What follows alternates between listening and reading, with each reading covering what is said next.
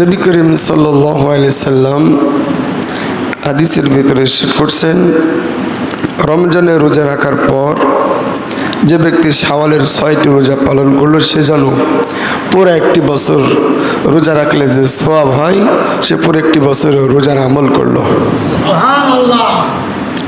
তাহলে রমজানের রোজার পরে শাওয়ালের রোজার গুরুত্ব বেশি। শাওয়ালের 6টি রোজা যে রাখলো সে পুরো বছর রোজা রাখলো, পুরো বছর কি করলো? তো ইনশাল্লাহ আমরা এই শাওয়ালের রোজা ছেড়ে দেব না। অনেক বরকত, অনেক ফজিলতপূর্ণ রোজা আল্লাহ আমাদেরকে দিয়েছেন। হায়াতে তাইয়্যিবার সাথে আমরা যদি শাওয়ালের এই 6টি রোজা পালন করতে পারি, আল্লাহ আমাদের সকলকে সেই তৌফিক দান করুক। সকলে বলি আমিন। আল্লাহ সুবহানাহু ওয়া তাআলা আমাদেরকে অত্যন্ত মহব্বত এবং ভালোবাসেন। আল্লাহ আমাদেরকে ভালোবাসেন বিধায় বিশাল পৃথিবী নামক জায়গা আমাদের জন্য আল্লাহ রাব্বুল আলামিন পদচারণা করার জন্য উপযুক্ত করে দিয়েছেন।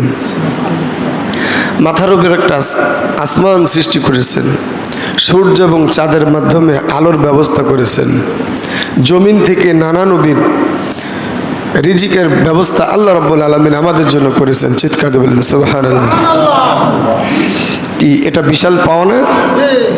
সবচেয়ে বড় নিয়ামত হলো এই বডিটা, যেটা আল্লাহ সুস্থতার সাথে চলাফেরা করার সুযোগ করে দিয়েছেন। এই শরীর যার অসুস্থ তার কোনো দাম আছে? অকর্মা। আপনি 5 দিন 10 দিন বেডে শুয়ে থাকেন, এরপরে দেখবেন আস্তে আস্তে আপনার প্রতি মানুষের ভালোবাসা মহব্বত আস্তে আস্তে দূরে সরে যাচ্ছে। আপনার শরীর যতদিন সুস্থ আছে, আপনার ব্যাংক ব্যালেন্স অ্যামাউন্ট টাকা পয়সা সম্পদ যতদিন আছে, আপনার ভালোবাসা পৃথিবীর বুকে ততদিন আছে। কথা বলেন ঠিক না ঠিক? আছে কি না? কিন্তু সম্পর্ক যদি আল্লাহর সাথে আপনার সাথে সরাসরি সম্পর্কটা সংযুক্ত হয়ে যায়, আল্লাহ রাব্বুল আলামিন এই সম্পর্ক অনন্তকালের জন্য মজবুতভাবে আল্লাহ রাব্বুল আলামিন আঁকড়ে জান্নাত নামের বিশাল এক নিয়ামত আমাকে আপনাকে দান করে দিবেন। বলেন সুবহানাল্লাহ। যে অনন্ত জীবনের আর কোনো ক্ষয় নাই, শেষ নাই, চলতেই থাকবে। এখন বলেন, দুনিয়া নামক এই ব্যতিব্যস্তর জীবন জিন্দেগিকে বেশি পছন্দ করবেন না আল্লাহ রাব্বুল আলামিনের অনন্তকাল জান্নাতের আশায় সেই পথে আমাদেরকে ধাবিত হতে হবে, ওই পথটা বেশি পছন্দ করবেন? কোনটা? কি কথা কি বোঝা যাচ্ছে? তাহলে আমাদের এখন সামনের টার্গেট হবে যে অনন্তকাল যে জিন্দেগিটা আমার জন্য, ওই অনন্তকালের জিন্দেগি আমাকে সুন্দর করতে হবে। টার্গেট, দুনিয়া থেকে লম্বা টার্গেট নিয়ে আপনাকে অগ্রসর হতে হবে। দুনিয়ার সামনের ভবিষ্যৎকে সুন্দর করার জন্য কত পরীক্ষা, কত নিরীক্ষা, কত পড়াশুনো, কত পরিশ্রম, কত বুদ্ধি, কত বিবেক খাটিয়ে সম্পদ গড়ে যাই কিনা? কিন্তু কি এই জীবনে কি আমি আপনি আমাদের রেখে যাওয়া পূর্বপুরুষ যারা, তারা কি কেউ সফল কাম হতে পেরেছে দুনিয়া নিয়ে? কেউ কি সফলতা অর্জন করতে পেরেছে? বয়সের শেষ প্রান্তে যখনই বিছানায় বেরিয়ে শুয়েছে, তখনই তার সমাজ, তার সন্তান, তার আপনজন আস্তে আস্তে তাকে দূরে সরিয়ে দিয়েছে। এমন প্রমাণ আছে না নাই? বলেন তো, আছে না? আমার আল্লাহ রাব্বুল আলামিন ঘোষণা করে দিলেন মহাগ্রন্থ আল কোরআনে, ওয়াইবাদুর রহমানিল্লাযীনা ইয়ামশুনা আলাল আরদি হাওনা ওয়া ইযা খাতাবাহুমুল জাহিলুনা ক্বালু সালামা।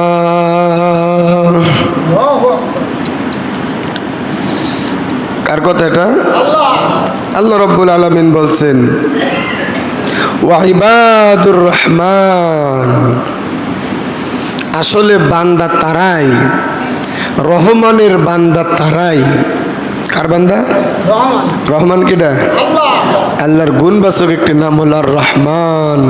আর রহমান নামে একটি সূরা আল্লাহ রাব্বুল আলামিন অবতীর্ণ করেছেন। বলেন সুবহানাল্লাহ। সে আল্লাহ বলছেন রহমানের বান্দা তারাই যারা পৃথিবীর বুকে নম্রভাবে চলাফেরা করে। কি বললাম? পৃথিবীর বুকে। এটা কি পৃথিবী না? তাম পৃথিবীতে যারা বসবাস করে এর ভিতরে রহমানের বান্দা তারা যারা বিনম্র, বিনয়ী, শৃঙ্খলাবদ্ধ, সভ্য, ভদ্র, উচ্ছৃঙ্খল না, বেয়াদব না। আল্লাহ রাব্বুল আলামিন বলছেন রহমানের বান্দা তারাই যারা নম্র, ভদ্র, বিনয়ী। চিৎকার বলেন সুবহানাল্লাহ। সবচেয়ে বিনয়ী কারা? যারা নামাজি। কি জোরে বলেন? যারা নামাজি তারা সবচেয়ে বিনয়ী। কারণ মাথাটা, কপালটা নুইয়ে দেয় কার কাছে? রহমানের পায়ে মাথাটা নুইয়ে দেয়, সেজদা অবনত চিত্তে আল্লাহর কাছে মাথাটা নুইয়ে দিয়ে আল্লাহকে মনিব হিসাবে স্বীকৃতি দান করে। সকলে বলেন সুবহানাল্লাহ। এজন্য আমার আল্লাহ বললেন, ও ইবাদ। এখানে ইবাদ মানে বান্দা বোঝানো হয়েছে, গোলাম বোঝানো হয়েছে। যারা দাসত্ব করে, আনুগত্য করে, মাথাকে নত করে দেয়, উচ্ছৃঙ্খল নয়, সুশৃঙ্খল। কি? বিনম্র, অসভ্য নয়। আল্লাহ তাদেরকে পছন্দ করলেন, তাদেরকে আল্লাহ রাব্বুল আলামিন সার্টিফিকেট দিলেন, গ্যারান্টি দিলেন।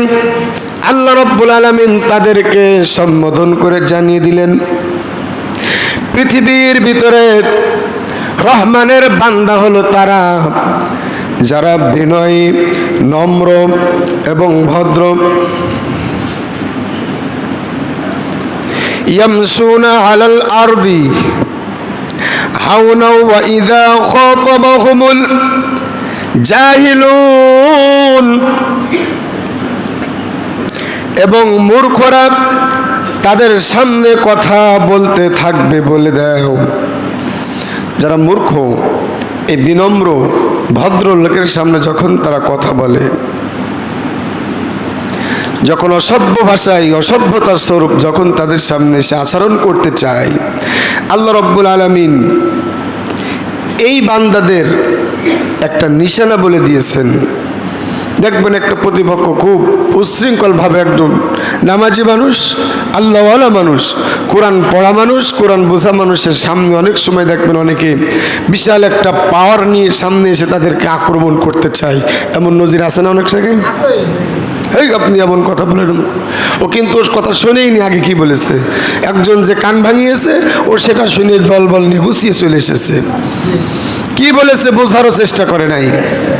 উগ্র, উচ্ছৃঙ্খল, বিনয়ী না, বিনম্র না, অসভ্য, এমন জাতির লোকজন যখনই এদের সামনে চলে এসেছে, আল্লাহ সুবহানাহু ওয়া তাআলা এদেরকে শিক্ষা দিয়েছেন, যখন এই ধরনের লোক তোমাদের সামনে হাজির হবে তাদেরকে তোমরা বলে দাও, কলু, বলে দাও সালাম। কি বলে দাও? তাদেরকে সালাম দিয়ে দাও। কি দিয়ে দাও? সালামা। তাদেরকে তোমরা সালাম দিয়ে দাও। কি দিয়ে দাও? তাহলে সিস্টেমটা ভালো না খারাপ? ভালো না? অনেক সময় রাত্রে চলতে গেলে রাস্তার সামনে মানুষ দাঁড়িয়ে যায়, দাঁড়িয়ে ব্যারিকেড দিয়ে দাঁড়িয়ে দেয়, গাড়ি থামিয়ে দেয়। বিভিন্ন কায়দায়, বিভিন্ন প্রেক্ষাপটে দেখা যায় রাস্তার সামনে, গাড়ির সামনে গাছ ফেলে দিয়েছে। তাদের হাতে অনেক বড় বড় অস্ত্র রয়েছে, দেশীয় অস্ত্র বলেন আর রাসায়নিক অস্ত্র বলেন আর বিভিন্ন দেশের বিভিন্ন অস্ত্রপাতি বলেন। জানলার গিলাসটা খুলে দিয়ে, গাড়ির গিলাসটা খুলে দিয়ে যখনই আসসালামু আলাইকুম, সঙ্গে সঙ্গে দেখা যায় গাছটা ছড়িয়ে দিয়ে বলে, যান হুজুর যান, আমরা বুঝতে পারিনি হুজুর। সকলে বলেন সুবহানাল্লাহ।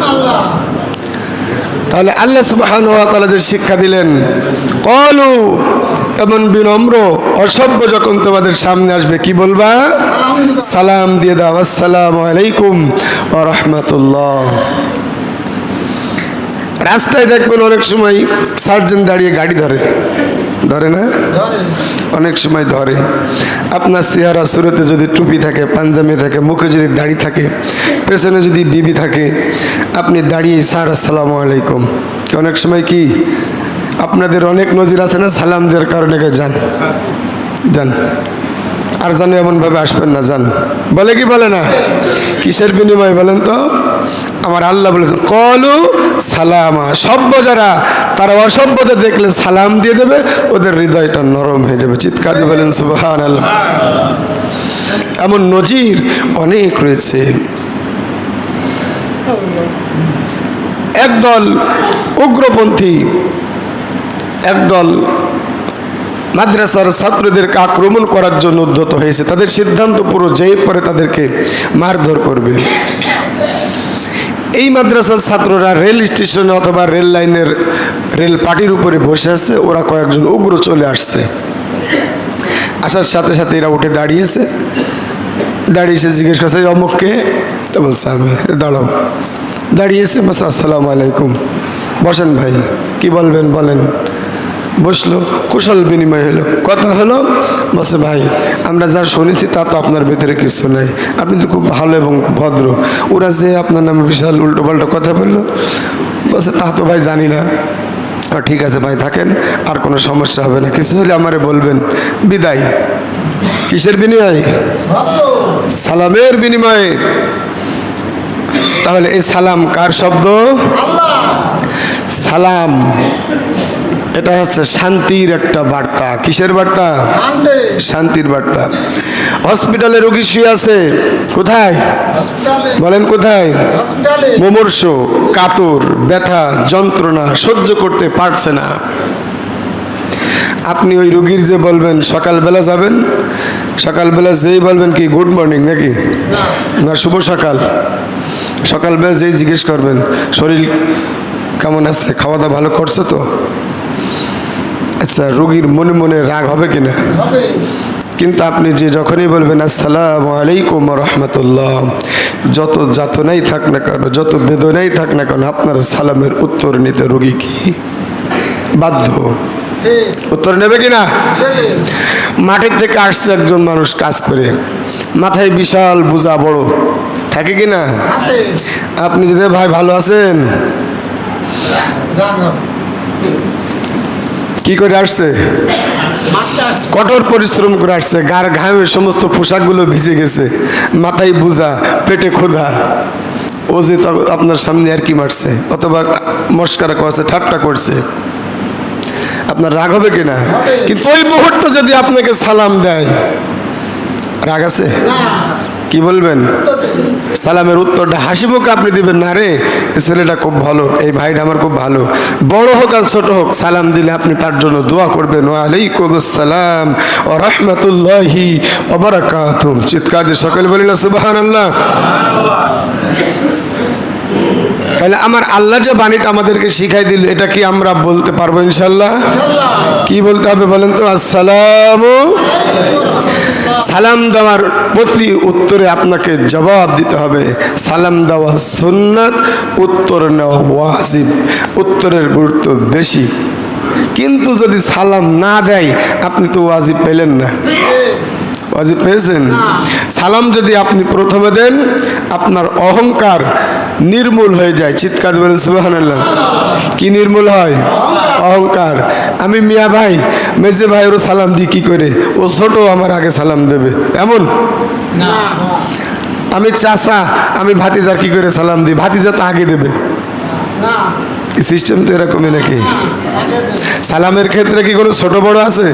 কিন্তু হ্যাঁ, সে যদি ছোট হয়, ওর যদি জ্ঞান থাকে, ওর চিন্তা থাকবে যে চাচা যাতে আমার আগে সালাম দিতে না পারে, মিয়া ভাই যেন আমার আগে সালাম না দেয়, তার চিন্তা। মিয়া ভাই যদি 10 হাত আগে দেয়, ও 12 হাত আগেতে দেওয়ার চেষ্টা করবে। কথা বলেন ঠিক না? অনেক সময় এরকম প্রতিযোগিতা, কম্পিটিশন হয় কি হয় না? অনেকে বলে আমি আগে দিতে পারলাম না, দেওয়ার পরে কি করে?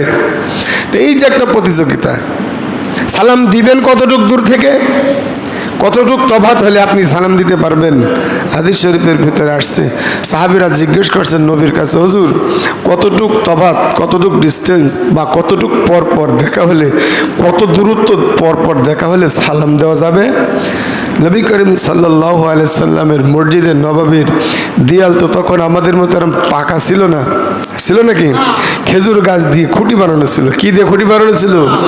খেজুর গাছ বিশাল মোটা হয় না বট গাছের মতো? কেমন হয়?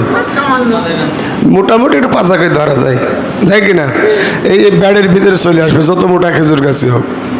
তো নবী করিম সাল্লাল্লাহু আলাইহি সাল্লাম বলেন, ওই খেজুর গাছের এপাশ থেকে ওপাশ, মানে আবডাল থেকে ঘুরে আবার যদি এই পাশে দেখা হয়, এ পাশে সালাম, আবার দেখা হয়েছে ওপাশ থেকে আবার সালাম, এতটুকু দূরত্ব হলেই তোমরা সালাম বিনিময় করবে। চিৎকার বলেন সুবহানাল্লাহ। মেলা লম্বা পথ না? কতটুকু?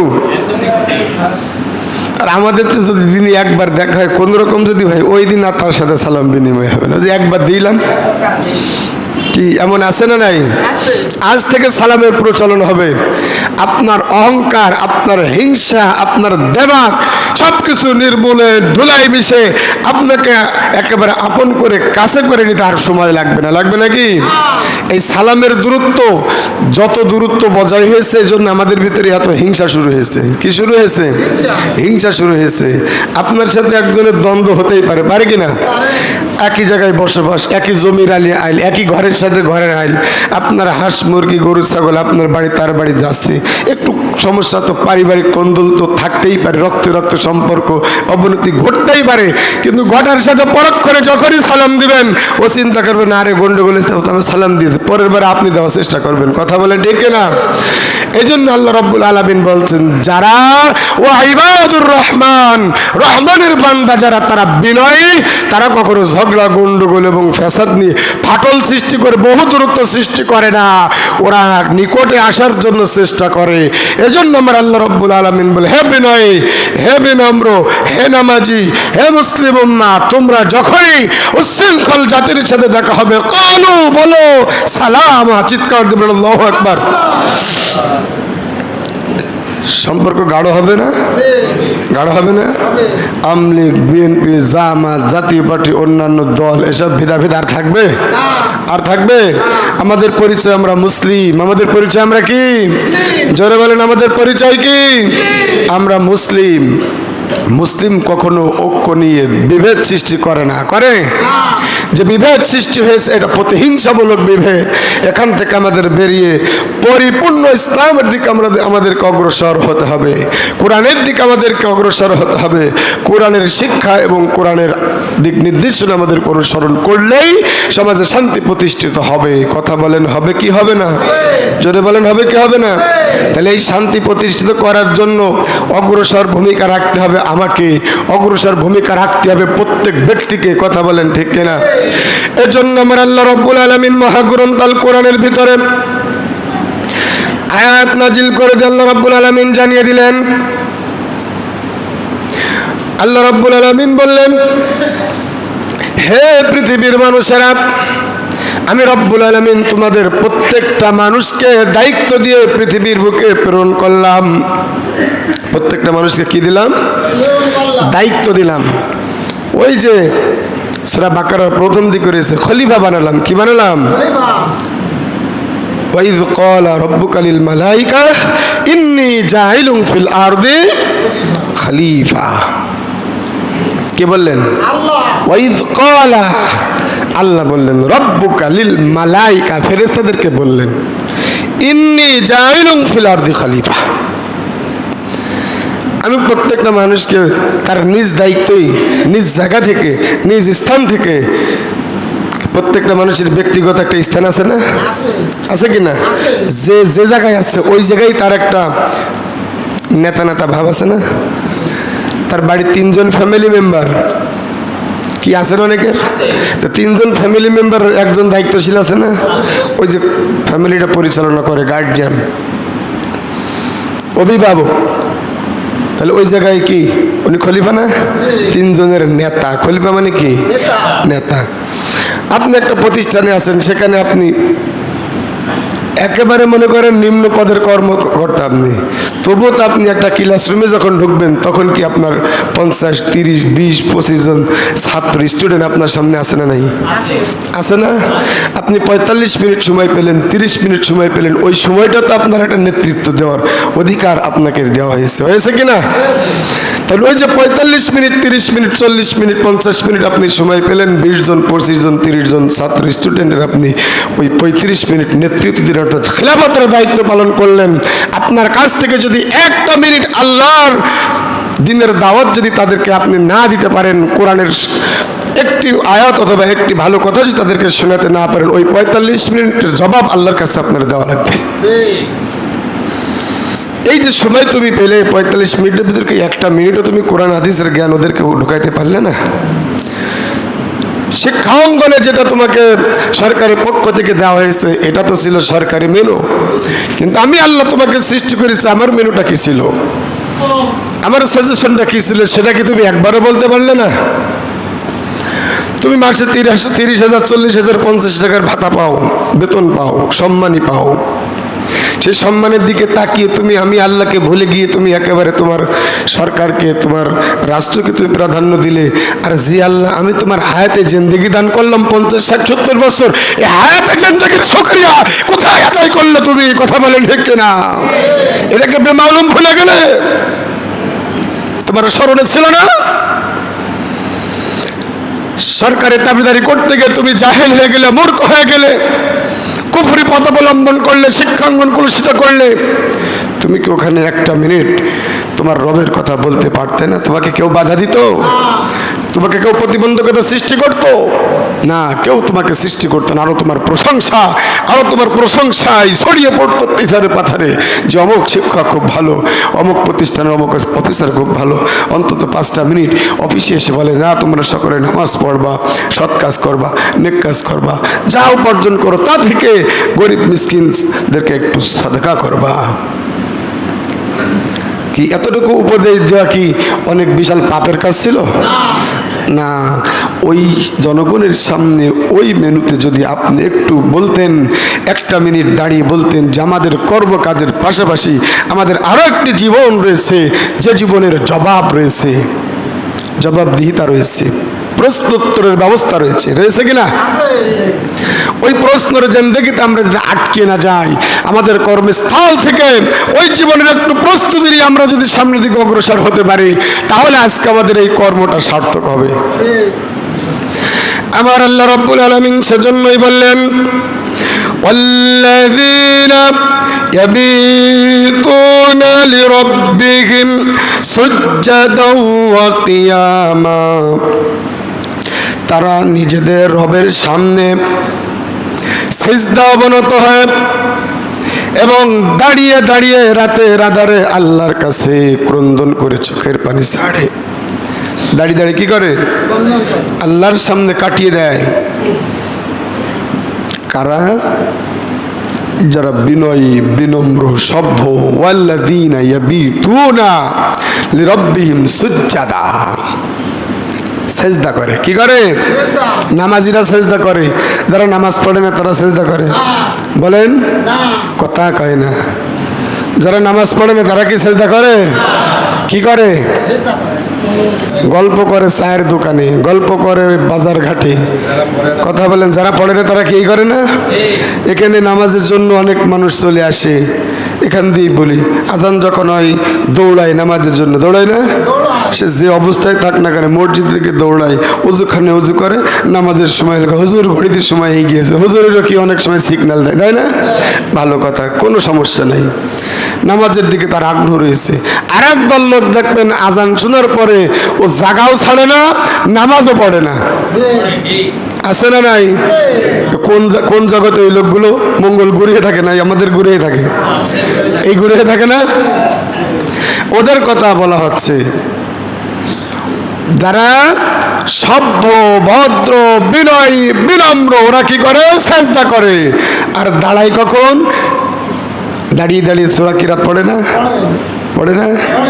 আবার এর ভিতরেও কিছু মানুষ আছে রাতের আধারে আল্লাহর কাছে ক্রন্দন করে, কান্নাকাটি করে। কথা বলেন ঠিক কিনা? আর এক গ্রুপ আছে শুধু শুকনো টানে। আছে না নাই? আছে না নাই? শুকনো বোঝেন তো? হ্যাঁ। আবার আর এক গ্রুপ আছে ডাল খাই। কি খাই? ডাল খাই। মানে ওদের ভাষা আমরা ওদের কাছে শিখেছি। এই ধরনের লোকজন দেখবেন এক পর্যায়ে পরিবারকেও নিঃস্ব করে, নিজের পকেটও নিঃস্ব করে। ঈদের দিন সকালবেলা আবার ওই শুকনো অথবা জুয়া খেলা করতে গিয়ে সংসারে বাজার করা টাকা থাকে না, সিমাই কিনা টাকা থাকে না, চিনি কিনা টাকা থাকে না, ছেলেপিলের কাপড় কিনা টাকা থাকে না। সকালবেলা সংসারে দেখবেন গ্যাঞ্জাম বেঁধে যায়, অশান্তি হয় কি হয় না? এমন নজির বাংলার জমিনে এমন নেক্কারজনক একটি ঘটনা আমরা দেখতে পেয়েছি। কোন জায়গায় জানো? এই যে কিছুদিন আগে পিতার কাছে এক যুবক টাকা, মানে নেশা করার টাকা, মদের টাকা, গাঁজা খাওয়ার টাকা চাইতে চাইতে পিতা বুড়ো হয়ে গিয়েছে, বৃদ্ধ, দাড়ি পেকে সাদা হয়ে গেছে, খুনখুনি। ওই পিতা আর সহ্য করতে পারে নাই। ছেলে ঘুমিয়ে আছে, কুড়োল দিয়ে নিয়ে যে কেটে একেবারে কাজ চলা করে ফেলেছে সন্তানরে। কি করেছে? বুড়ো বাপ, ছেলের বয়স বেশি হলেও হয়তো 18-20, এর বেশি না। ওই বাপ ওই সন্তানরে, এই বৃদ্ধ বাপ নিজের টাকা না দেওয়ার যন্ত্রণা নিজের অতিষ্ঠ করে এত পরিমাণ ওই বৃদ্ধ বাপকে ওই সন্তান মারা ধরা পর্যন্ত করেছে, পিটাইছে। যন্ত্রণা সহ্য না করতে পারে ছেলে ঘুমিয়ে পড়েছে, কুড়োল নিয়ে যে রাতে ছেলের একদম কুড়োল দিয়ে চোলা করে একদম মেরে ফেলা গেছে, মারা গিয়েছে। পত্রিকায় এসেছে। এলাকার লোকজন বলছে আপনি পলায়ে যান। বলছে কোথায় পলাবো? বলছে আপনি ছেলে খুন করেছেন, পলাবেন না? কাছে না, পুলিশ আমার ধরে নিয়ে যাক, পুলিশই ধরে নিয়ে যাক, তাতে আমার কোনো আফসোস নেই, দুঃখ নেই। ওই সন্তান বুকে জড়িয়ে ধরে রক্তাক্ত অবস্থা ওই পিতাবার ক্রন্দন করেছে, আকুতি করেছে, আর্তনাদ করেছে। সন্তানের বুকে, এই পিতার বুকে সন্তানের মায়া নাই? আছে না? ওই মায়া কি ভোলার মতো? কখনো নয়। এমন দৃশ্য যাতে আর কোনো পিতাকে, কোনো সন্তানকে এভাবে আর যেন দেখতে না হয়, আমরা সচেতন হব, আমরা সাবধান হব। আমাদের সন্তান কোথায় যায়? আপনার সন্তান ক্লাস করে, প্রাইভেট পড়ে, প্রাইভেট মাস্টারের নাম্বার আপনার কাছে থাকবে। কি বললাম বুঝতে পেরেছেন? আপনার 1 ঘন্টা আপনার সন্তান পড়ে, 1 ঘন্টা 10 মিনিট অথবা 20 মিনিট আপনার বাড়ি পৌঁছাতে সময় লাগে। একদিন আপনি জরিপ করবেন কতটুকু সময় লাগে বাড়ি আসতে প্রাইভেট ছুটি হওয়ার পরে। 10 মিনিট অথবা 20 মিনিট পর কোনোদিন যদি 25 মিনিটের সময় বাড়ি আসে, ওই সন্তানকে আপনি কৈফিয়ত নেবেন, এই 5 মিনিট কোথায় ব্যয় করলে তুমি? কথা বলেন ঠিক কিনা? এই 5 মিনিটের কৈফিয়ত সন্তান যতক্ষণ পর্যন্ত দিতে না পারবে আপনি বাড়ি ঢুকতে দিবেন না। কোথায় ব্যয় করলে? 5 মিনিটের কৈফিয়ত আপনি একদিন দেন, আপনার সন্তান আর 1 মিনিটও দেরি করে বাসায় ঢুকবে না। কথা বলেন ঠিক কিনা? অথচ ঈশার নামাজের পর নয়, মাগরিব থেকে শুরু করে আপনার সন্তানকে থাকার কথা ছিল বইয়ের টেবিলে। কথা বলেন কিসের টেবিলে? বই খাতা কলম নিয়ে টেবিলে থাকার কথা ছিল। আপনার সন্তান মোবাইল শরীফ নিয়ে এই বাঁশঝাড়ের কোণায়, ওই কলা গাছের ঝোপের গোড়ায়, ওই দোকানের পেছনে, বাথরুমের ভিতরে, বাথরুমের পেছনে, স্কুলের পেছনে থাকে। আপনি সচেতন গার্জেন না অসচেতন গার্জেন? একটু বিবেকের কাছে প্রশ্ন করে দেখেন। অথচ আপনাকে যদি আপনার পরিবারের পরিবেশ অথবা এলাকার কেউ যদি বলে তোমার সন্তান অমুক জায়গায় বসেছিল, ছেলের খোঁজ না নিয়ে ওর পারে চড়াও হয়। কথা বলেন ঠিক কিনা? তুমি এত সাধু, তোমারটা কোন থেকে তুমি আমারটার কথা বলছো? আবার যখন ছেলে কথা শোনে না তখন বলে হুজুর একটু দোয়া করেন, তাবিজ লিখে দেন, আমার ছেলে আর কথা শুনছে না, আমার ছেলে ভাত দিচ্ছে না, আমার ছেলে এখন খেয়াল রাখে না। দোষ তো আপনার, দোষ কার? সময়তে আপনি খেয়াল করেন নাই, সময়তে আপনি কৈফিয়ত নেন নাই, ছেড়ে দিয়েছেন উন্মুক্ত বাগানে। এখন বুড়ো হয়ে গেছে, এখন কি আপনার কথা আর শুনবে? শুনবে? এজন্য আপনাকে সচেতন হতে হবে। আপনার ছেলে ঈশার নামাজের পরে রাত 12টা বেজে যায়, 1টা বেজে যায়, 2টা বেজে যায়, সারা রাত কোথায় থাকে আপনি জানেন না। আছে না? অল্প না বেশি? অল্প না বেশি? এটা আপনি কন্ট্রোল করেন, দেখবেন সমাজ ভালো হয়ে যাবে, সমাজ উন্নত হয়ে যাবে। আর অমন পিতার হাতে কুড়োলদের সন্তান খুন হওয়া এ বাংলার জমিন কার দেখতে হবে না। কথা বলেন ঠিক কিনা? আল্লাহ রাব্বুল আলামিন আমাদের সকলকে সঠিক বুঝ দান করুক, সমস্ত মাদকাসক্তি থেকে আমাদেরকে হেফাজত করুক। সকলে বলে আমিন।